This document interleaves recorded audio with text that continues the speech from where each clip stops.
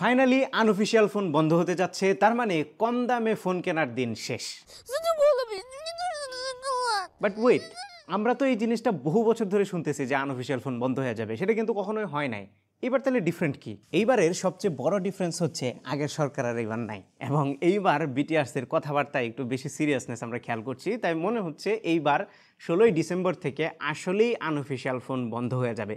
So unofficial phone বন্ধ হয়ে গেলে কি কি ক্ষতি হইতে পারে, আবার কি কি লাভ হইতে পারে, এই বিষয়গুলো নিয়ে কথা বলবো। পাশাপাশি আপনার ফোনটা কি আপনি চালাইতে পারবেন কিনা 16 ডিসেম্বরের পরে, এই বিষয়টা নিয়ে কথা বলবো। অলদো সেই 2021 সালের প্রবাবলি জুন মাসে প্রথম পরীক্ষামূলকভাবে ন্যাশনাল ইকুইপমেন্ট আইডেন্টিটি রেজিস্টার বা NEIR লঞ্চ করা হয়েছিল। এরপর থেকে এখন পর্যন্ত এটা কার্যকর হয় নাই, বাট এখন ফাইনালি আগামী 16ই ডিসেম্বর থেকে কার্যকর হতে যাচ্ছে বলে মনে হচ্ছে। তার মানে এখন বাংলাদেশের বাজারে আনঅফিসিয়াল ফোন আর চলবে না। এখন অনেকেই আনঅফিসিয়াল ফোন এবং অফিসিয়াল ফোনের মধ্যে পার্থক্যটাই বোঝে না। তাই আমি আগে আপনাদেরকে বলে দিই, অফিসিয়াল ফোন হচ্ছে যখন কোনো একটা ব্র্যান্ড প্রপার সরকারি প্রসেস মেনটেন করে সরকারের যে ট্যাক্স আছে সেটা দিয়ে দেশে যখন একদম লিগ্যাল পদ্ধতিতে নিয়ে আসে, তখন সেটাকে বলে অফিসিয়াল ফোন। আনঅফিসিয়াল ফোন হচ্ছে অনেক ব্যবসায়ী আছে যারা দেশের বাইরে থেকে ট্যাক্স ফাঁকি দিয়ে ফোনগুলো কিনে নিয়ে আসে এবং বাংলাদেশের বাজারে এসে একটু কম দামে বিক্রি করে। পাশাপাশি অনেকেই আছে লাগেজে করে দেশের বাইরে থেকে ঘুরতে গিয়ে অনেকগুলো ফোন নিয়ে আসে। এইভাবে এটা যদিও এখন অনেকটাই বন্ধ হয়েছে, তবে ব্যবসায়ীরা নানানভাবে সেই ফোনগুলো নিয়ে এসে বিক্রি করে, যেগুলোকে আনঅফিসিয়াল ফোন বলে বা এই মার্কেটটাকে বলে গ্রে মার্কেট। এখন এই মার্কেট যদি বন্ধ হয়ে যায়, আনঅফিসিয়াল ফোন যদি বন্ধ হয়ে যায়, তাহলে কি কি অসুবিধা আমরা ফেস করব আর কি কি সুবিধা আছে এটা নিয়ে কথা বলবো। তার আগে বলে নেই, আপনার হাতে যদি এখন একটা আনঅফিসিয়াল ফোন থাকে, তার মানে আপনি যদি অফিসিয়াল ফোন না কিনে থাকেন, এইটার কি হবে? ওয়েল, আপনার আনঅফিসিয়াল ফোনটা অলরেডি হয়তোবা রেজিস্টার হয়ে গেছে, বা নতুন যেগুলো আছে ডিসেম্বরের 16 মধ্যে, 16 ডিসেম্বরের মধ্যে এগুলো রেজিস্টার হয়ে যাবে। তার মানে এইগুলোতে কোনো রিস্ক নাই।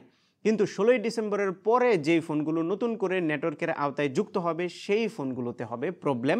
সেই ফোনগুলোতে সিম লাগাইলেও নেটওয়ার্ক আসবে না। ওয়েল, ইনিশিয়ালি 30 দিনের মতো নেটওয়ার্ক থাকবে এবং এই 30 দিন সময় দেওয়া হবে আপনাকে যেন আপনি লিগেলি ফোনটাকে রেজিস্টার করেন, এবং সেই রেজিস্ট্রেশনটা আপনি বিভিন্নভাবে করতে পারবেন। এই NEIR যেটা, এটার ওয়েবসাইটে, এই ওয়েবসাইটটা হচ্ছে neir.btrc.gov.bd। এই ওয়েবসাইটটা যদিও এখন কেন যেন ভিউ হচ্ছে না, হয়তো বা বেশি প্রেশার পড়ে গেছে এই কারণে। সো এই ওয়েবসাইটে গিয়ে আপনি রেজিস্টার করতে পারবেন, অথবা আপনার যে সিমটা আপনি ব্যবহার করবেন সেই সিমের যে সার্ভিস পয়েন্ট আছে সেখানে গিয়েও আপনি রেজিস্টার করতে পারবেন। আরও নতুন নতুন কিছু পদ্ধতি হয়তো আসবে, কিছু অ্যাপ আসবে যেখানে আপনি রেজিস্টার করতে পারবেন আপনার ফোনকে, বাট প্রপার প্রসেসে করতে হবে।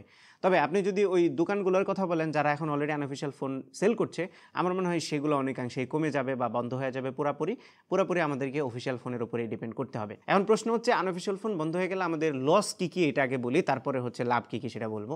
লসের মধ্যে প্রথম যেই জিনিসটা সেটা হচ্ছে, যারা এনথুজিয়াস্ট আছি, যারা ফ্ল্যাগশিপ ফোন রেগুলার ব্যবহার করার কথা চিন্তা করি বা প্রচুর ফোন সুইচ করি, তারা কম দামে ফোন আর পাবো না। এখন আমাদেরকে অনেক বেশি মূল্যে চড়া দামে ফোন কিনতে হবে, কারণ সেখানে সরকারের যে ট্যাক্স আছে সেটা যুক্ত হবে। যেমন একটা ফ্ল্যাগশিপ ফোনের কথা যদি বলেন, আইফোনের কথা যদি বলেন, 1.5 লাখ টাকায় যদি এখন আপনি একটা আইফোন কিনেন, তখন সেটা 2 লাখ 2.5 লাখে যায় পৌঁছাবে, আপনার স্টোরেজ ভেরিয়েন্টের উপর ডিপেন্ড করে ডেফিনেটলি।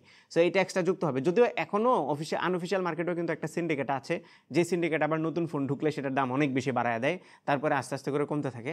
বাট অফিসিয়াল ফোনের বেলায় হয়তো বা দামে এত তারতম্য হবে না, কিন্তু যেটা থাকবে সেটাই থাকবে এবং সেটা অনেক হাই প্রাইসে কিনতে হবে। সেকেন্ড যে অসুবিধাটা সেটা হচ্ছে, মার্কেটে ভেরিয়েন্টের পরিমাণ প্রচুর কমে যাবে। এখন হচ্ছে Indian variant, Chinese variant, global variant, সব ভেরিয়েন্টের ফোন কিন্তু বাংলাদেশে ঢুকে আনঅফিসিয়াল মার্কেটে, এবং আপনি মার্কেটে গিয়ে অনেক ভেরিয়েন্ট পান, আপনার পছন্দ মতো যে কোনো একটা মডেল আপনি নিতে পারেন। তখন সেই মডেলের পরিমাণটা অনেকাংশেই কমে যাবে। হ্যাঁ, হয়তোবা ব্র্যান্ডগুলো অফিসিয়াল ফোনের মডেল একটু বাড়াবে, বাট বাড়িয়েও ওই আনঅফিসিয়াল ফোনের পরিমাণের কাছেও যেতে পারবে না। তার মানে আপনাকে লিমিটেড অ্যামাউন্টের মডেল নিয়েই হ্যাপি থাকতে হবে। এই দুইটাই হচ্ছে সবচেয়ে বড় ক্ষতি। লাভের কথা যদি বলি, তাহলে প্রথম যে লাভ সেটা হচ্ছে আমাদের দেশের লাভ, মানে ওভারঅল সরকারের লাভ। তার মানে অনেকগুলো ট্যাক্স যেগুলো ফাঁকি দেওয়া হচ্ছিল আগে, সেই ট্যাক্সগুলো কিন্তু এখন সরকারি খাতে যুক্ত হবে। আর এই ইলিগাল ফোন বা আনঅফিসিয়াল ফোন দেশে ঢুকার ফলে সরকারের প্রায় 2000 কোটি টাকার ট্যাক্স ক্ষতি হয়, বা ট্যাক্সের ফাঁকি দেওয়া হচ্ছে, ট্যাক্স সরকার পাচ্ছে না। সো এই 2000 কোটি টাকা ডেফিনেটলি সরকারের খাতে ভালো একটা জায়গায় হয়তো বা খরচ হবে বলে আমরা বিশ্বাস করি। এটা হচ্ছে গিয়া প্রথম বেনিফিট। সেকেন্ড যে বেনিফিটটা সেটা হচ্ছে, দেশে ইনভেস্টমেন্ট বাড়বে। যে ব্র্যান্ডগুলো বাংলাদেশে অফিসিয়ালি নাই, তারাও বাংলাদেশে অফিসিয়ালি আসার চিন্তা করবে, কারণ এখন অনেক ব্র্যান্ড আছে যারা বাংলাদেশে অফিসিয়ালি এসে জায়গা করতে পারবে না, কারণ আনঅফিসিয়াল ফোন অনেক কম দামে সেল করে। সেই মার্কেটটা যদি পুরাই বন্ধ হয়ে যায়, তাহলে অনেক ফোন আছে যেগুলো আবার নতুন করে অফিসিয়ালি দেশে আসার কথা চিন্তা করবে। তৃতীয় যে বেনিফিটটা সেটা হচ্ছে ফোন যখন চুরি হয় বা হারায় যায় তখন কিন্তু আমরা সেগুলো ট্রেস পাই না বেশিরভাগ সময়, স্পেশালি যেগুলো একটু কম দামি ফোন। আইফোনে পাওয়া যায়, আইফোনে ফাইন্ড মাই ফিচার আছে, স্যামসাংয়েও ফ্ল্যাগশিপ ফোনগুলোতে বা কিছু ফোনে আছে, বাট বেশিরভাগ ফোনেই কিন্তু খুঁজে পাওয়া যায় না। বাট এই ফোনগুলো যদি অফিসিয়াল একটা ডেটাবেজের আন্ডারে চলে আসে তখন থিওরিটিক্যালি সেই ফোনগুলো আপনি একটা সেন্ট্রালাইজ সিস্টেমের মধ্যেই অ্যাক্সেস পেয়ে যাবেন এবং আপনি সেটাকে বন্ধ করতে পারবেন অ্যাক্সেস বা ব্লক করে দিতে পারবেন, এবং হয়তো বা আইনশৃঙ্খলা বাহিনীরও সেই ফোনটা খুঁজে পেতে সুবিধা হবে বা ইজি হবে। এখন কিন্তু অনেক ফোন আছে ক্লোন আইএমইআই দিয়ে চলে, মানে একটা আইএমইআই নাম্বার 2-3টা ফোনের মধ্যে থাকে, এই ক্লোনটাও তখন বন্ধ হয়ে যাবে, তখন কিন্তু ফোন আইডেন্টিফাই করা অনেক ইজি হয়ে যাবে। এবং এখানে আরেকটা বিষয় খুবই গুরুত্বপূর্ণ, সেটা হচ্ছে অফিসিয়াল ফোন যখন আপনি বিক্রি করতে যাবেন 16 ডিসেম্বরের পরে যে ফোনগুলো আসবে সেগুলো বিক্রি করতে গেলে কিন্তু আপনাকে ফোনটাকে আগে ডিরেজিস্টার করতে হবে। তার মানে আপনার ফোনটা আপনার সিমের সাথে, আপনার এনআইডির সাথে একেবারে অ্যাটাচ হয়ে থাকবে। তারপরে আপনি যখন ফোনটার ওনারশিপ ট্রান্সফার করবেন তখন সেটাকে ডিটাচ করে নিতে হবে। নতুন যে ইউজার সে যখন আপনার ওই ফোনে সিম লাগাবে তখন তার নামে আবার রেজিস্টার হয়ে যাবে। তার মানে প্রত্যেকটা ফোনের জন্য আলাদা আইডেন্টিটি থাকবে। আপনার ফোনটা যে আপনি ব্যবহার করতেছেন সেইটা সরকার জানবে, যার ফলে আবার নেটওয়ার্ক অপারেটররাও জানবে, যার ফলে আইডেন্টিফাই করা অনেক ইজি হবে। এখন প্রশ্ন হচ্ছে আপনি যদি দেশের বাইরে থেকে ফোন নিয়ে আসেন তাহলে সেটা কীভাবে রেজিস্টার করবেন? ওয়েল, দেশের বাইরে থেকে কিন্তু এখন একটাই ফোন আনা যায় কাস্টমসের লাগেজ রুল অনুযায়ী। আপনার পকেটে একটা ফোন থাকবে, আরেকটা ফোন দেশের বাইরে থেকে আপনি কিনে আনতে পারবেন। সেকেন্ড ফোন যদি আনতে চান তাহলে কিন্তু আপনি ট্যাক্স দিতে হবে, এবং ট্যাক্স যদি দিয়ে আনেন তাহলে সেই ট্যাক্সের যে রসিদটা সেটা রাখতে হবে। ফোন যখন দেশের বাইরে থেকে কিনছেন আপনি সেটার রিসিট, বাইং রিসিট রাখতে হবে।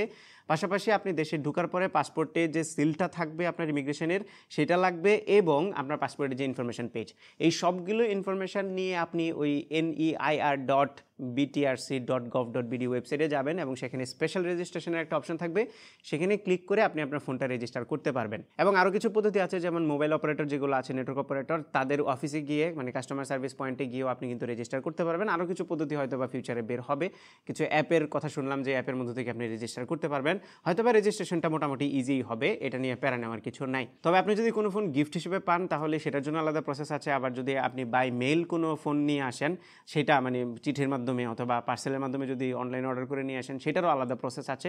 সেই প্রসেসগুলো সবগুলো ডিটেইলি থাকবে ওই ওয়েবসাইটে, সেখান থেকে নিয়ে আপনি রেজিস্টার করতে পারবেন। সো আনঅফিশিয়াল ফোন বন্ধ হলে ডেফিনেটলি কিছু সুবিধা আছে, ফোন চুরি হওয়া কমে যাবে, তারপরে হাত বদল ইজিলি করা যাবে না, কিছুটা রেজিস্টার ডিরেজিস্টারের একটা ব্যাপার স্যাপার থাকবে, সেই সাথে বাংলাদেশে হয়তো অফিশিয়াল ফোনের পরিমাণ বাড়বে, এটা পরবর্তীতে মার্কেটে আসলে বলে দিবে। তবে এখন থেকে শুরু করলে দীর্ঘমেয়াদী গিয়ে হয়তো বা সেই মার্কেটটা আস্তে আস্তে করে বড় হবে অফিশিয়াল মার্কেট। এবং কিছু তো ক্ষতি আছেই, সেগুলোর কথাও আপনাদেরকে বললাম। আশা করি আপনারা সব কিছু বুঝতে পেরেছেন। এখন আপনারা আপনাদের অভিমতটা একটু কমেন্টে জানিয়ে দেন যে এই বিষয়টা আপনাদের কাছে কেমন মনে হচ্ছে, এটা কি ভালো কোনো উদ্যোগ হচ্ছে নাকি খারাপ উদ্যোগ হচ্ছে, দেশের জন্য আদৌ কোনো বেনিফিট হবে নাকি হবে না, এই বিষয়গুলো আপনাদের কি মতামত একটু কমেন্টে আমি জানতে চাই। এই ছিল আমাদের আজকের ভিডিও। আশা করি ভিডিওটি আপনাদের ভালো লেগেছে। যদি ভালো লেগে থাকে তাহলে ভিডিওতে একটা লাইক দিবেন, কমেন্ট করে জানাবেন কেমন লাগলো। আপনার ফ্রেন্ডদের সাথে শেয়ার করতে একদমই ভুলবেন না। আমাদের পেজে ফলো এবং চ্যানেলে সাবস্ক্রাইব করতে মাস্ট। দেখা হবে পরবর্তী ভিডিওতে। Till then take care. আসসালামু আলাইকুম।